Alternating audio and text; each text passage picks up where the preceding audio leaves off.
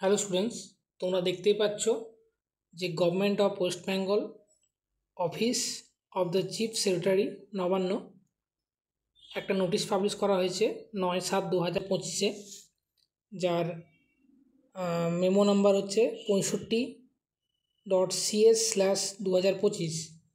তো এই মেমো নাম্বারটা আমাদের এখন বর্তমানে WBSC জেই বা নতুন যে সমস্ত পরীক্ষাগুলো হয়ে গেছে, যার রেজাল্ট বেরিয়ে গেছে, যার ডকুমেন্টস ভেরিফিকেশান এবং মেডিকেল বাকি রয়েছে, সেই পরীক্ষাগুলোর জন্য খুবই ইম্পর্টেন্ট। কেন কি গভর্নমেন্টের তরফ থেকে প্রচণ্ড পরিমাণে রিক্রুটমেন্টের স্পিড বাড়ানো হবে, সেই রিগার্ডিংই এই নোটিশটা পাবলিশ করা হয়েছে। নোটিশটা পড়লে তোমরা বুঝতে পারবে। তো দেখো, এটা চিফ সেক্রেটারি নবান্ন থেকে কিন্তু এটা পাবলিশ করা হয়েছে সমস্ত ডিপার্টমেন্টের জন্য। দেখো, অ্যাডিশনাল চিফ সেক্রেটারি থেকে এটা পাবলিশ করা হয়েছে সমস্ত ডিপার্টমেন্টের জন্য।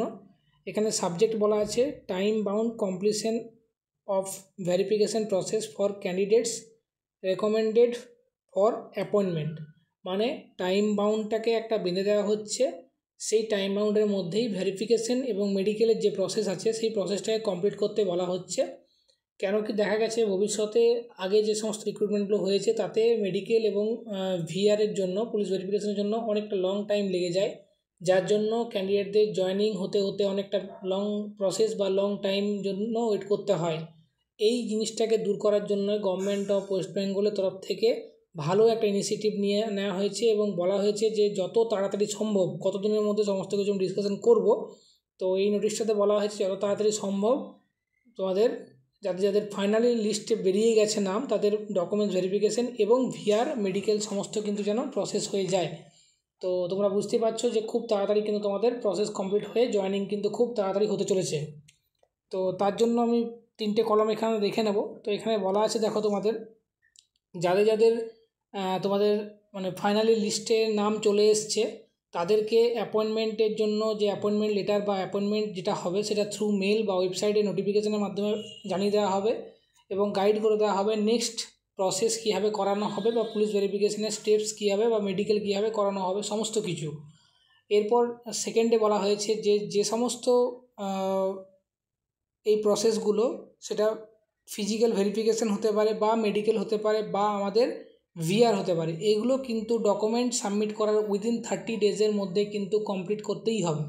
মানে তুমি ডকুমেন্ট সাবমিট করলে, ডকুমেন্ট সাবমিট করার পরে প্রত্যেক ডিপার্টমেন্ট থেকে তোমাদেরকে টাইম দেওয়া হচ্ছে। যেমন পিডব্লিউডি থেকে 15 দিন টাইম দেওয়া হয়েছে 9 তারিখ থেকে, পঞ্চায়েত ডিপার্টমেন্ট থেকেও কিন্তু 15-16 তারিখ ওদের টাইম দেওয়া হয়েছে, ইরিগেশনেরও এভাবে টাইম দেওয়া হয়েছে। তো ডকুমেন্ট সাবমিট করার মোটামুটি 15 থেকে দিনের করে টাইম দেওয়া হচ্ছে, কিন্তু এখানে বলে দেওয়া হয়েছে উইদিন 30 ডেজ, মানে বাকি 15 দিন যেটা পড়ে রয়েছে, আমরা 15 দিনে সাবমিট করলাম ডকুমেন্টস, বাকি 15 দিন যেটা পড়ে রয়েছে সেই 15 দিনের মধ্যেই কিন্তু তোমাদের সমস্ত প্রসেস কমপ্লিট করতে হবে।